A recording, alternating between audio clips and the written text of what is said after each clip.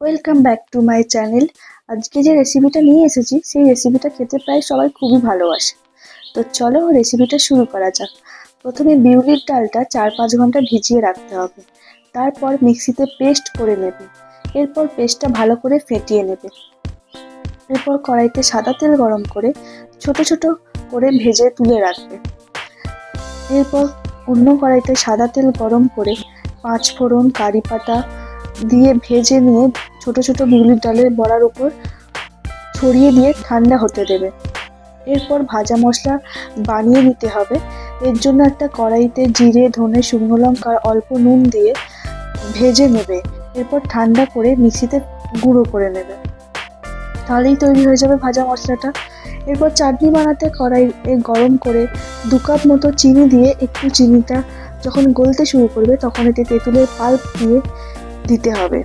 এরপর এটাকে একটু নেড়ে নিয়ে যখন ঘন হয়ে আসবে এতে দিয়ে দিতে হবে শুকনো লঙ্কার গুঁড়ো। এরপর নামিয়ে ঠান্ডা করে এতে ভাজা মশলাটা ছড়িয়ে দিতে হবে।